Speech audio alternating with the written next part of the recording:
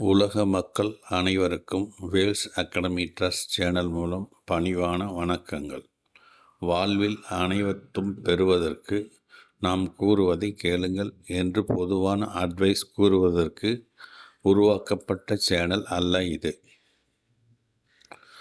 அனைத்தும் நமக்காக உலகம் உருவான போதே கடவுளால் நமக்காக கொடுக்கப்பட்டதை, நாம் பெற தவறவிட்டதை எப்படி பெற்று அதை தொடர்ந்து அனுபவிக்க நடைமுறையில் என்னென்ன செய்ய வேண்டும், பரிகாரம் மூலமாக அடைய முடியாது என்பதை மனதில் வைத்து கொள்ள வேண்டும். மேலும் நாம் நம்மை உருவாக்கிய கடவுளிடம் எப்படி உறவாடி அவரின் கருணையால் பெற, அதுவும் நம்மால் மட்டும்தான் முடியும் என்பதை மிகவும் எளிமையாகவும் உறுதியாகவும் சுயநலம் இல்லாமலும் மேலும் உண்மையாகவும் கேட்டு நடைமுறையில் பயன்படுத்தினால் மட்டும் போதும், வாழ்க்கை இனிமையாக மாறும். டாக்டர் விஜய நம்பியார் அவர்களின் 23 வருட அனுபவத்தில் அவர்கள் கூறிய நடைமுறையை, உண்மைகளை நான் கேட்டு அனுபவித்ததை உலக மக்களுக்கும் கேட்டு நடைமுறையில் பயன்படுத்தி பயனடையுங்கள். கடவுளுக்கு நன்றி, நன்றி, நன்றி. ஹலோ வணக்கம் சார். வணக்கம் ராஜ்குமார் சார். சார் ஃப்ரீ ஆகிட்டீங்களா? சார் ஃப்ரீ தான் சார். நீங்கள் வேறு ஏதாவது படிச்சுட்டு இருப்பேன், ஏதாவது புக்கு பார்த்துட்டு இருப்பேன், அப்படி தான் இருப்பேன். எவ்வளோ தூரம் என்ன பார்த்துருக்கீங்க? இப்போ அந்த 2 முடிஞ்சு 3வது கேட்டிருக்கேன். அந்த லிங்க்கில் இல்லை, அந்த லிங்க் அனுப்புனேங்க சார். ஆமாம். அதில் 2 இருந்து 3 வந்து 1 ஹவர் வந்து அது கொஞ்சம் நேரம் கேட்டிருக்கேன் சார்.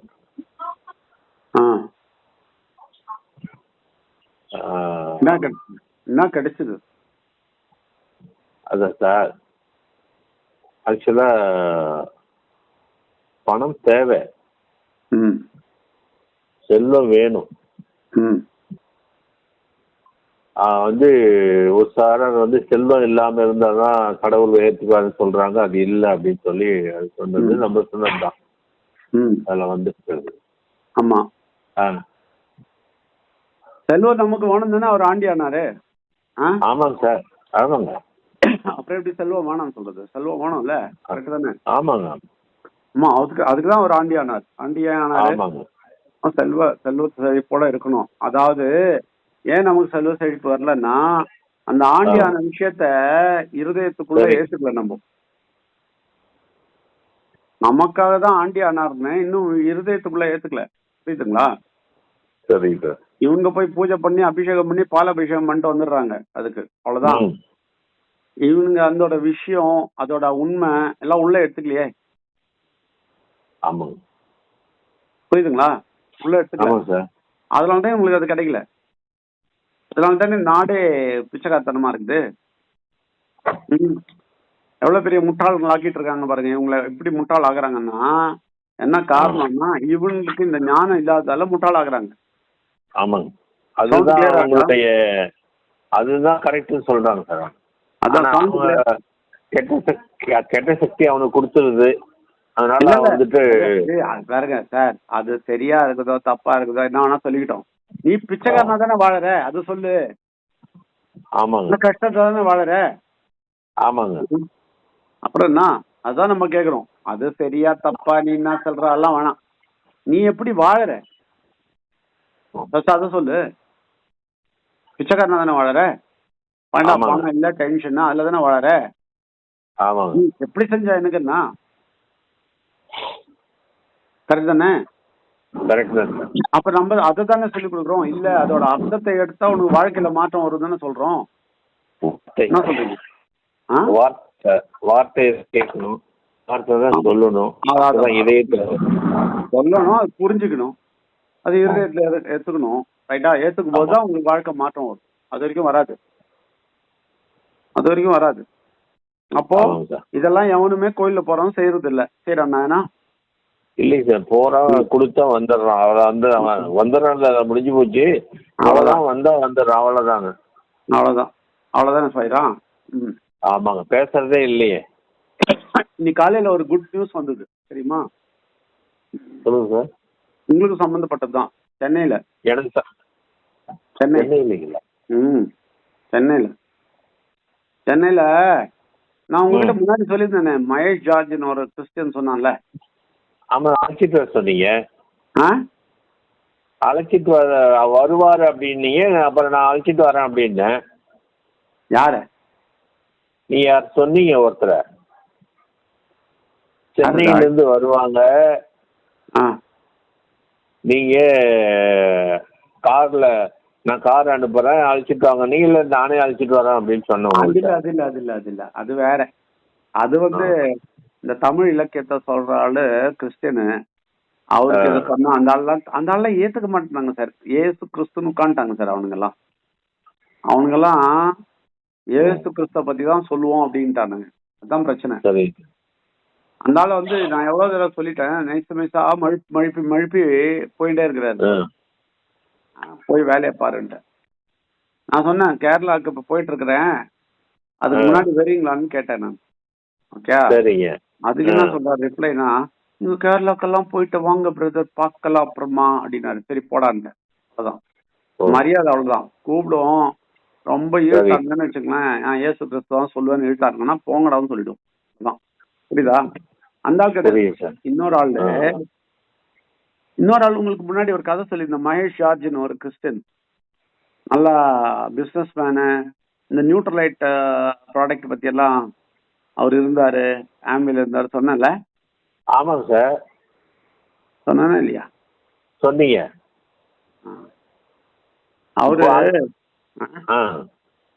அவரை பத்தி சொன்னா இல்லையா சார்? நீங்க ஒருத்தரை பார்க்க சொன்னீங்க. அவரா முத உங்களை மாத்தி பண்ணிட்டாப்ல? அவர் 2 சொல்லிருக்கீங்க. நீங்க டெவலப் பண்ணி கொடுத்து ஒரு ஆள் ஏமாத்தி போயிட்டான்னு சொன்னீங்க. அதான் ஓகே, அவரை பத்தி சொல்லியிருக்கல. ஆமா. சரி, என் வாய்ஸ் கிளியரா இருக்கா? கிளியரா இருக்கு. ஓகே, அப்ப அவரை பத்தி சொன்னேன் இல்லையா? அந்த ஆள் வந்து கிறிஸ்டியன், ஆர்சி கிறிஸ்டியன். ஓகேயா? பேரு. அந்த ஆளுக்கு முழுக்க கொடுத்த தெரியுமா? அந்த ஆளுக்கு முழுக்க கொடுத்த தெரியுமா? சொன்னா சொல்லலைங்க. சொல்லலையா? இல்லைங்க சார். அவர்கிட்ட சொன்ன, அந்த ஆள்கிட்ட சொன்னையோ, உன் சர்ச் எல்லாம் வேஸ்ட், உன் பைபிள் வேஸ்ட், அதுல இருக்கிற உண்மை எல்லாம் தெரியாம கருப்பு புக்க மாத்திரம் புடிச்சுன்னு போயிட்டு இருக்கிறீங்க, அதை கத்துங்கடான்னு சொன்னேன். புரியுதுங்களா? சரிங்க. அப்ப அந்த ஆளுக்கு நான் பிசினஸ் இது அவருக்கு கீழே தானே பண்ணிட்டு இருக்கேன், பண்ணா அவருக்கு பெனிஃபிட். அதனால உட்காந்து நான் என்ன சொன்னாலும் கேட்பாரு. சரியா? அதை யூஸ் பண்ணி நல்லா மொத்துன்னு மொத்தனேன். சைலண்டா கேட்கணுங்கிற அந்த ஆள். கேட்கும்போது ஒரு நாள் சொன்னேன், வா முழுக்க போட்டுக்கோ அப்படின்னு. சரிங்க. ஐயோ முழுக்கா அப்படின்னாரு. ஏன்னா வீட்டுல இருக்கிறவங்க தெரிஞ்சா அவ்வளவுதான், வீட்டுல இருந்து தெத்தி விட்டுருவாங்க. இந்த ஆர்சி சர்ச்சு, இந்த கிறிஸ்டியன்ஸ் எல்லாம் இருக்காங்க, அவங்க எல்லாம் முழுக்க எடுக்கிறது, கடவுள் ஃபுல்லா வர்றதெல்லாம் பிடிக்காது. சரி சரிங்க. ஏதோ சர்ச்சுக்கு போனோமா, மாதாவை கும்பிட்டோமா, இயேசுவை கும்பிட்டோமா, வந்துனேரு அப்படின்னுவாங்க. ரைட்டா? தீவிரமாலாம் ஆகக்கூடாது. தீவிரமான அவள் தான் வீட்டுல இருந்து வெளியே அனுப்பிச்சிருவாங்க. இந்துவோட மோசம். ஆமா, இந்துவோட மோசம் சார். சரிங்க. இந்துவோட மோசம். இதெல்லாம் வந்து தீவிரம் ஆயிட்டான்னு தெரிஞ்சா அவ்வளவுதான், வீட்டுல இருந்தே தேத்தி விட்டுருவாங்க. அப்படிப்பட்டவங்க இவங்க, ரோமன் கேத்தலிக். அப்ப அதுல இருக்கிறவரு நான் சொன்னேன், வாங்க நான் மூவ் கொடுக்குறேன்னா, இந்த ஆளுக்கு என்ன பண்ணா தெரியுமா? ஒரு பேண்ட் ஷர்ட் பேக் பண்ணிக்கிட்டு கவர்ல, வீட்டுக்கு தெரியாம ஒரு பேக்ல போட்டுக்கிட்டு, கவர்ல, பிளாஸ்டிக் கவர்ல சுத்திக்கிட்டு, கார்ல வச்சு நேரா என்கிட்ட வந்தாரு. பொழிச்சலூர்ல இருக்கு. விஜய் எங்க முழுக்க கொடுக்கணும் விஜய் அப்படின்னாரு. என்ன பண்ண, வாங்க ஒரு இடத்துக்கு கூப்பிட்டு போறேன்னு சொல்லி ஒரு டேங்க் இருந்தது, அங்க கொண்டு போய் வேற ஒரு அப்பெல்லாம் நான் அவ்வளவு பலம் கிடையாது, அதனால நான் வேற ஒரு வச்சு இவருக்கு ஒரு முழுக்க எடுத்துக்கிட்டேன். அப்புறம் நைஸா முழுக்க போட்டுக்கிட்டு எழுந்து வந்து பேண்ட் எல்லாம் மாத்திக்கிட்டு, பேண்ட் ஷர்ட் எல்லாம் போட்டுக்கிட்டேன், அப்படி சைலண்டா போயிட்டாரு. சைலண்டா போயிட்டாரு. போயிட்ட அப்புறம் என்கிட்ட போன்ல எல்லாம் நான் பேசிட்டே இருப்பேன். நான் அப்புறமா விசாகப்பட்டினத்துல இருந்தேன், அப்படி இப்படி போனேன், அப்படி போனேன், எல்லாம் போயிட்டு இருக்கல, இந்த டெவலப்மெண்ட் எல்லாம் சொல்லி கொடுத்துட்டே இருந்தேன். அப்போ ஒரு நாள் ஆச்சு 2008.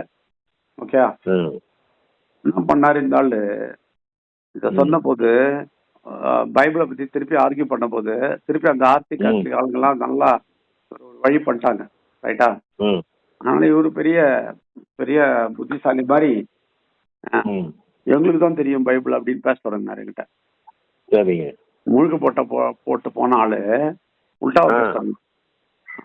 போட்டு லெஃப்ட் ரைட் சென்டர் கொடுத்தேன், எல்லாம் எக்ஸ்பிளைன் பண்ணி கொடுத்தேன். ஏண்டா உங்களுக்கு என்னடா பைபிள் தெரியும், என்னடா தெரியும் உங்களுக்கு, எல்லாம் ஏதோ ஒண்ணு பேசிக்கிட்டு ஏதோ ஒண்ணு கதை பேசிட்டு சுத்திட்டு இருக்கிறீங்க, இந்த மாதிரி பொய்யெல்லாம் சொல்லாத அப்படின்னு சொல்லிட்டு நல்லா லெஃப்ட் ரைட் ஆர்குமெண்ட் ஆச்சு. ரைட்டா? சரி. அம்மா கொடுத்தேன்னா ஆளு போயிட்டாரு, கோவம் வந்துட்டு. அதுக்கப்புறம் டச்சே இல்லை. சரிங்க. டச்சே இல்லைங்க. அப்போ பினு என்ன பண்ணா, 3 நாள் முன்னாடி பினு மேம் என்ன பண்ணாங்க, ஃபேஸ்புக் எடுத்து பார்த்தாங்க. பார்த்தா இவனுடைய இது இருந்தது, ப்ரொஃபைல் இருந்தது.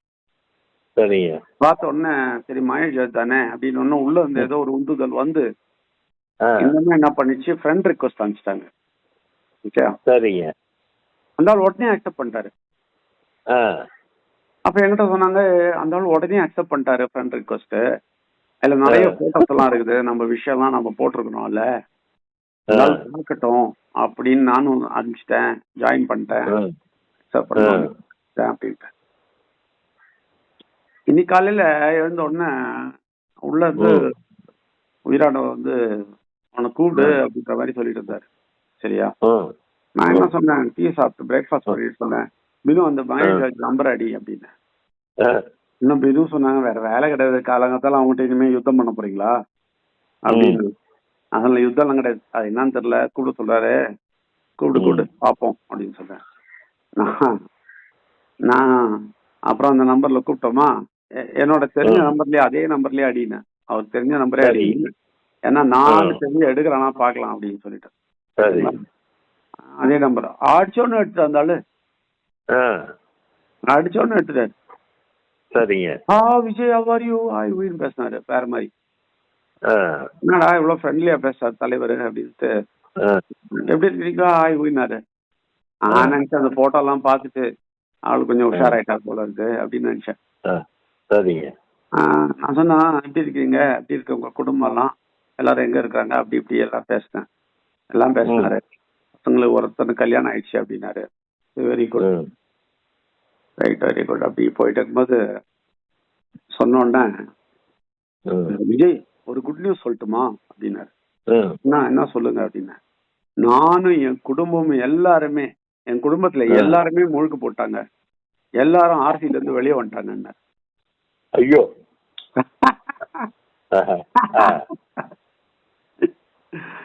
ஐயோ என்ன சந்தோஷம் தெரியுமா எனக்கு, எங்க 2 பேருக்கு பயங்கர சந்தோஷம்.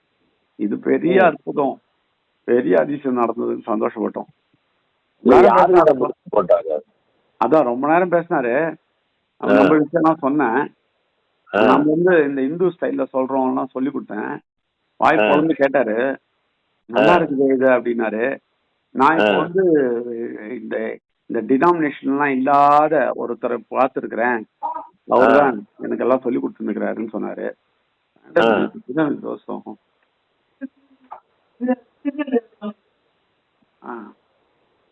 அப்படின்னாரு. அப்ப உட்காந்து அவருக்கு ஒரு 15-20 மினிட்ஸ் சொன்னேன் நம்ம விஷயம்லாம், நம்ம எல்லாம் என்ன சொல்லிட்டு இருக்கோம், எப்படி சொல்லிட்டு இருக்கோம், இந்துக்கள் எல்லாம் வாயை பொழுது கேட்டாரு, நல்லா இருக்கே அப்படின்னு. நீங்களும் பிரார்த்தனை பண்ணுங்க சார், நடக்கணும், அதுக்காக பிரார்த்தனை பண்ணிட்டு இருக்கிறோம், நீங்களும் பிரார்த்தனை பண்ணுங்க, நடக்கிறது கஷ்டம், நடக்கிறதே பெரிய விஷயம், அதுக்காக பிரார்த்தனை பண்ணுங்க. சரியா? 100 முஸ்லிம்ஸ் இருக்கிற இடத்துல என்ன கூப்பிட்டுருக்காங்க பேசுறது. இப்ப நான் இருக்கிற இடத்துல சனிக்கிழமை. ரொம்ப டஃப்பான விஷயம், டஃப்பான சப்ஜெக்ட். ஆனா இவருக்கு ரொம்ப இஷ்டப்பட்டு, ரொம்ப பிடிச்சிருச்சு இந்த முஸ்லீமுக்கு. ஆனா அவர் சொல்றாரு, அங்க வந்து அவங்க கிட்ட பேசுங்க அப்படின்னு இருக்காரு. சரிங்க. அவங்களுக்கு வேற மாதிரி சொல்லணும். புரியுதுங்களா? புரியுது சார். இந்துக்கு சொல்ற மாதிரி சொல்ல முடியாது, அது வித்தியாசமா சொல்லணும். ஏத்துக்க மாட்டேன் சார். அதான் சொல்றேன், அதுதான் வித்தியாசமா சொல்லணும். சரிங்க.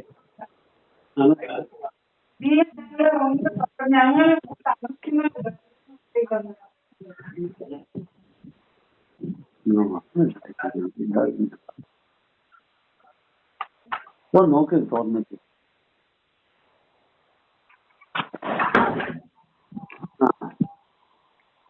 ரைட்டுங்களா? சொல்லுங்க சார். அப்ப வந்து இருக்கிறாங்களா, ம். நம்ம எடுத்த உடனே நெகட்டிவ் சொல்லக்கூடாது. ஓகே, ஃபர்ஸ்ட் ஆமாங்க சார். அது நடக்கணும், அதுக்காக பிரார்த்தனை பண்ணுங்க. நம்பர் 1. சரி. சரிங்களா? ஆமா நடக்கணும் சார். அதுல ம்.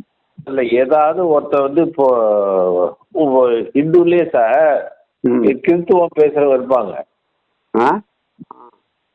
ஹிந்துலயே கிறிஸ்துவமா பேசுறவங்க இருப்பாங்க சார். ஆமா. அதே மாதிரி அந்த முஸ்லீம் 100 பேர்த்துல ஒருத்தர் 2 பேர் இருப்பாங்க. இல்ல, இந்த ஆளுக்கு பிடிச்சிருக்கு, நான் பேசுறது பிடிச்சிருச்சு. சரிங்களா? ஆஹா. இப்போ முஸ்லிம்ஸ்க்கு என்ன ப்ராப்ளம் தெரியுமா சார்? ம். இன்னும் மாதிரி ப்ராப்ளம் கிடையாது. ஏன்னா விக்கிரகம் எல்லாம் அவங்களுக்கு கிடையாது. ரைட்டா? ஆமாங்க. ஆமா. பாக்கியெல்லாம் கரெக்ட். கெட்ட சக்தி எங்க அவங்களுக்கு பிடிச்சிருக்குன்னா ஒரே ஒரு விஷயம் தான் பிடிச்சிருக்கு. என்ன சொல்லுதுன்னா, என்ன கெட்ட சக்தி என்ன அவங்க சொல்லி கொடுத்துருக்குன்னா, பிள்ளையானவரை ஏத்துக்காத அப்படின்னு சொல்லி. ஆமா, பிள்ளையானவரே ஏத்துக்க மாட்டானுங்க. அதுதான் ப்ராப்ளம் அவங்க கிட்ட. அவர் ஏத்துக்கலாம், இவர் ஏத்துக்க மாட்டார். இவங்க ஏத்துக்க மாட்டேங்கிறானுங்க. இல்ல சார், பிள்ளையார ஏத்துக்கணும்னா கடவுள் ஏத்துக்க மாட்டாரு. ஆமா, அதான் சொல்றேன். இல்லாட்டி இல்லவே இல்லைன்றது தெரியல உங்களுக்கு. ஆமா. உங்களுக்கு என்ன சொல்றாங்கன்னா, அத நிரூபிக்க, அது அவருக்கு புரிய வைக்கிறதுக்கு என்னென்ன சார் இல்ல கேக்குறேன் நானு. இப்போ கிறிஸ்டின்ல பாத்தீங்கன்னா தேவன் சொல்லிட்டு ஆவின்னு சொல்லி பண்றாங்கல்ல.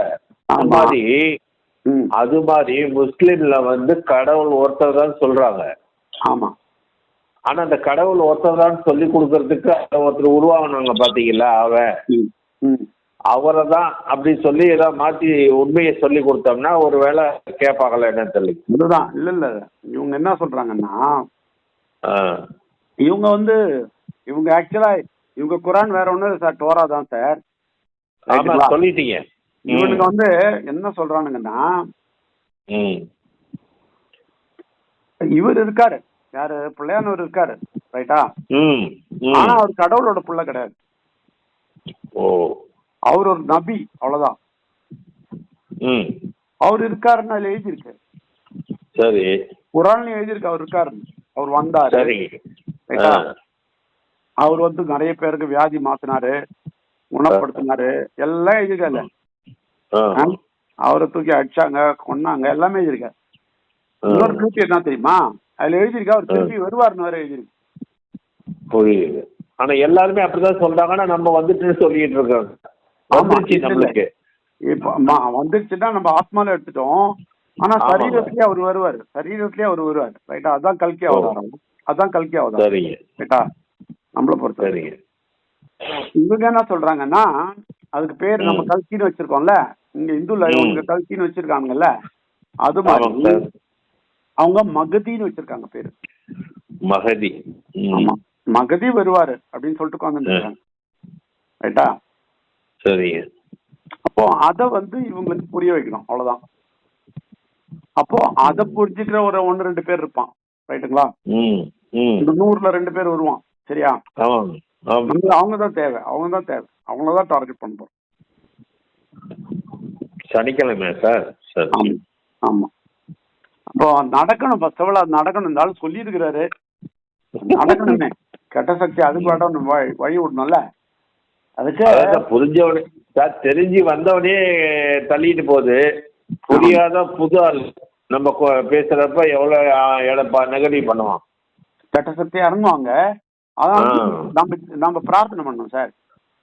பிரார்த்தனை பண்ணா என்ன ஆகும், தூதர்கள் போய் அடிச்சிடுவாங்க. சரிங்க. அப்போ அது வந்து மகேஷ் எல்லாம் எக்ஸாம்பிள் சார். மகேஷ் என்ன பண்ணோம், கூப்பிட்டு முழுக்கு கொடுத்தோம். முழுக்கு கொடுத்துட்டு விட்டுட்டோம். ரைட்டா? அதுக்கப்புறம் நம்ம போய் அவங்க குடும்பத்துல எல்லாம் யுத்தம் எல்லாம் பண்ணல. புரியுதுங்களா? விட்டுட்டோம். பின்னாச்சு உள் குடும்பமும் அடிச்சு பிடிச்சிட்டு வந்துச்சு. அப்போ அது எப்படி வருது அப்படின்னா, தூதர்கள் அங்க போய் செயல்பட தொடங்குறாங்க. இப்போ மகேஷ் அன்னைக்கு வந்து முழுக்க போடுறாரு, இங்க இருந்து போறாரு.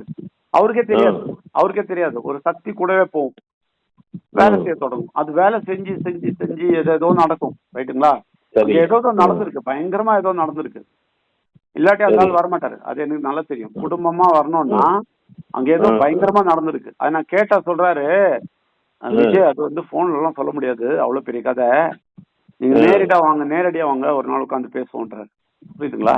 சரிங்க சரிங்க சரிங்க. ரைட்டா? அப்போ வந்து அதுதான் விஷயம் அங்க. சரியா? சரிங்க. அப்ப வந்து அப்படி செயல்படும். அந்த உங்க வீட்டுல எல்லா வீட்லயுமே இப்ப பாருங்க, நேத்து அந்த ரத்னமாலா வந்து உட்காருது அங்க எங்க ஹிந்தி செஷன்ல. புரியுதுங்களா? நேத்து இல்ல, எப்போ 2 நாள் 2-3 நாள் முன்னாடி. ஓகேங்களா? அது மாதிரி எல்லா இடத்துலயும் மூவ் ஆயிட்டு போகும். புரியுதுங்களா? அது என்ன ஆகும் ஏதாவும் தெரியாது, அவங்களுக்கு தான் கதையே தெரியும். ரைட்டா? இப்ப ரமேஷ் பொண்டாட்டி எல்லாம் சும்மா இருக்காது. ரைட்டா? அங்கேயே மூவ் ஆயிட்டு இருக்கும், நம்ம சொல்ல முடியாது.